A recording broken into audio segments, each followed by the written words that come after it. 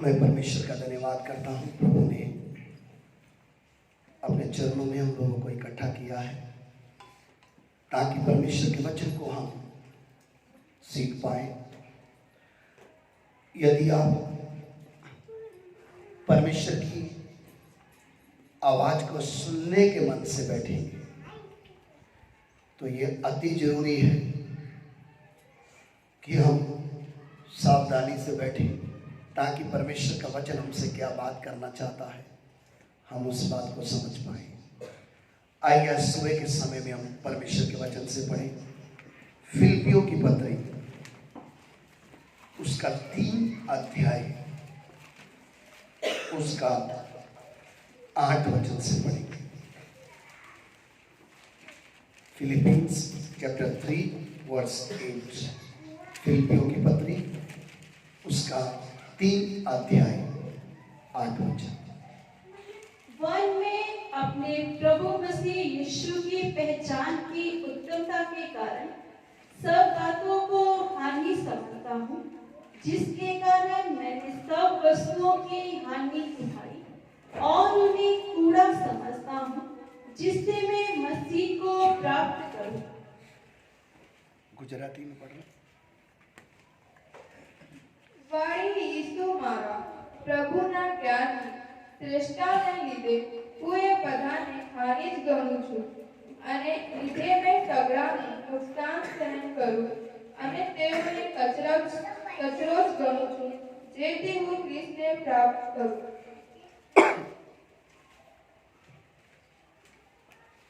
परमेश्वर के वचन से हमने पढ़ा प्रभु का दास पौलुस अपने जीवन के अनुभव को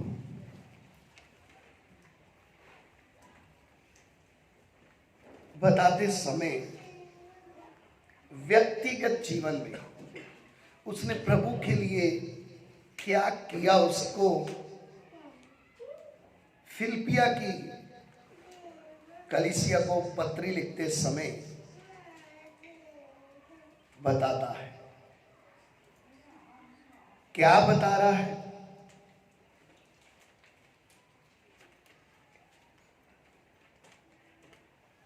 मसीह यीशु की पहचान के कारण इस बात के ऊपर हम आज सुबह के समय अध्ययन करेंगे कि मसीह यीशु की पहचान की उत्तमता के कारण मैं सब बातों को हानि समझता हूं। ये जो शब्द है मसीह यीशु की पहचान,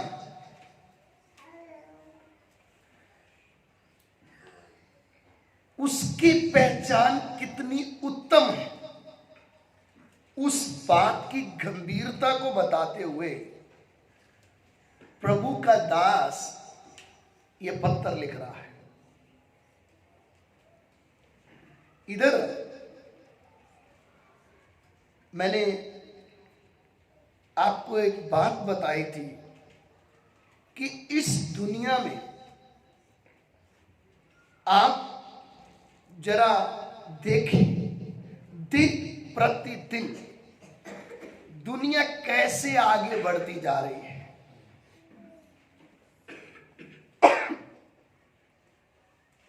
लोग कच्चे घरों में रहते थे, अभी नए नए डिजाइन्स आ गए हैं। लोगों का जीवन जीने का ढंग बदलता जा रहा है। एक समय था लोग पढ़ाई को स्कूल को इतना महत्व नहीं देते थे। आज एक ऐसा माहौल है कि पहले ढूंढने जाते हैं कि हमारे बच्चे को कौन से स्कूल में डालना है। पहले लोग इतना कपड़े को महत्व नहीं देते थे। आज की दुनिया में लोग ब्रांड ढूंढ ढूंढ कर पहनते हैं। दिन प्रतिदिन इस संसार में संसार का माहौल बदलता जा रहा है। मनुष्य दिन प्रतिदिन अपनी इच्छाओं में अपनी लालसाओं में भागता जा रहा है। उस समय में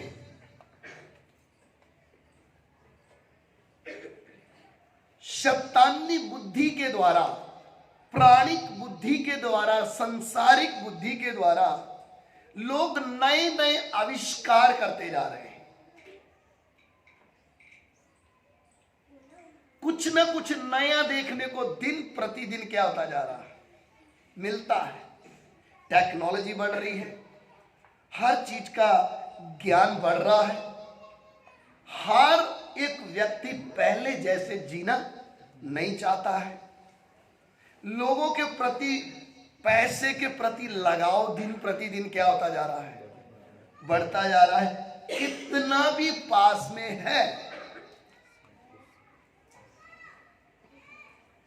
कितना भी मिल जाए, तो भी मनुष्य दिन प्रतिदिन यही सोचता, और कहां से मिलेगा, और कहां से मिलेगा। एक बिजनेस शुरू किया, उसमें अच्छा पैसा मिल रहा है, अब उसका ध्यान है नहीं कुछ और भी साइड में मैं करूं। मैं 3 घंटे 4 घंटे फ्री रहता हूं, नौकरी करने के बाद मैं कुछ और भी करूं। कैसे न कैसे शरीर की लालसाओं में इंसान डूबते डूबते इस मोड़ पे शैतान ने लाके खड़ा कर दिया है कि मनुष्य को जो बात समझ में आनी चाहिए वो ना आने के कारण, या वो ना समझ देने के कारण संसार ने शैतान ने मनुष्य जाति को चक्रों में डाल दिया है। आज का युग देखें, छोटे बच्चे से लेकर बड़े तक हर इंसान के दिमाग में संसार और संसार की बातें घुसी हुई है। कोई भी बात शुरू करके देख लो, आपका छोटा बच्चा उतना नॉलेज आपको नहीं है जितना वो आपको सिखा देगा। मैं ये नहीं बोलता हूं कि हमें ज्ञान नहीं होना है, लेकिन जो मैं बोलना चाहता हूं उस बात के ऊपर आप ध्यान दीजिएगा। संसार में हर एक वर्ग में लोग तरक्की कर रहे हैं, आगे बढ़ते जा रहे हैं, हर चीज में डेवलप हो रहा है, लेकिन शैतान की एक ही योजना है या एक ही उसको तकलीफ है कि जिन लोगों की बुद्धि अंधकार ने बांध के रखी है उनको ये पहचान ना आ जाए कि यीशु मसीह ही मेरा उद्धार करता परमेश्वर है। ये बात समझ में ना आए, उसके लिए आप देखिए, इतनी बात समझ में ना आने देने के लिए शैतान ने नए नए भक्ति के साधन निकाल दिए। लोगों को झूठी भक्ति में, अशुद्धता में कैसे भी करके फंसा के रखा हुआ है, और जो भक्ति कर रहे उनके अंदर घमंड डाल दिया है कि तेरे जैसी भक्ति किसी और की है ही नहीं। एक ही बात है जो समझ ना आए, उस बात को शैतान ने छुपा दिया है। अंधकार ने लोगों की बुद्धि में अंधकार भर दिया है। क्या नहीं पहचान आना, यीशु मसीह ही पूरे जगत का उद्धार करता है करके ये बात लोगों को समझ में आना। अनपढ़ व्यक्ति मिस्त्री बन जाता है, उसको पढ़ना नहीं आता, लेकिन वो बता देता है 1 मंजिल कैसे बनेगा, 2 मंजिल कैसे बनेगा। वो मैकेनिक बन जाता है, स्कूल में नहीं गया लेकिन मैकेनिक है। स्कूल में नहीं गया लेकिन दूसरे को उल्लू बना के कैसे लूटना, ये सारे उसके दिमाग में क्या आ रही है, बातें हैं। क्या समझ में नहीं आ रहा है? मसीह यीशु कौन है ये समझ में नहीं आ रहा है। इधर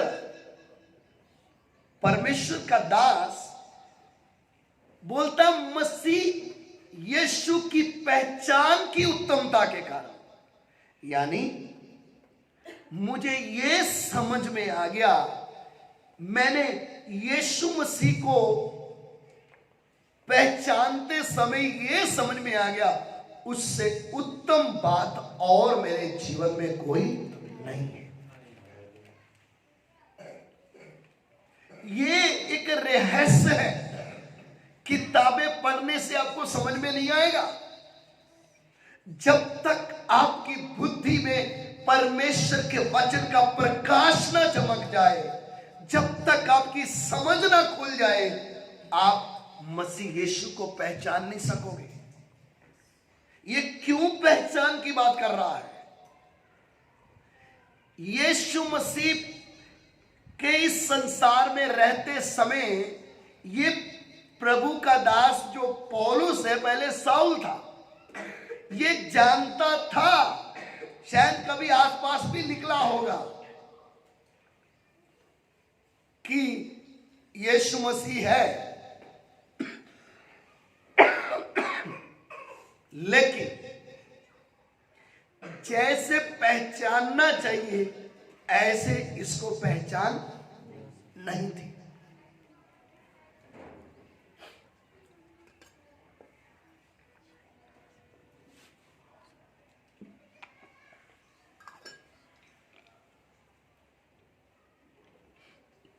अगर पहचान नहीं आएगी तब तक आप उसके ऊपर भरोसा नहीं कर पाओगे।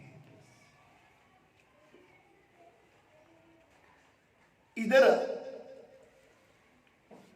पहचान की बात कैसे इसको समझ में आ गई? ये व्यक्ति इधर तक मानता है यीशु मसीह आया, अच्छे काम किए, लोगों की भलाई की, और उसके बाद क्या हो गया? मर गया। इधर तक ठीक है, लेकिन ये नहीं कहना कि वो तीसरे दिन मुर्दों में जी उठा है। और आज भी क्या है? ये प्रचार करना। इसलिए जब आप सुसमाचार पढ़ेंगे, प्रेरितों के काम में जो प्रेरित लोग सुसमाचार प्रचार करते थे, आज भी जो हमारा सुसमाचार का जो ताकत है वो क्या है? कि हमने जिसके ऊपर विश्वास किया है वो मरा हुआ नहीं, बल्कि तीसरे दिन मुर्दों में से जी उठा यीशु, और वो आज भी जीवित है। प्रेरित बड़ी सामर्थ्य से ये प्रचार यीशु मसीह के जी उठने का क्या करते थे?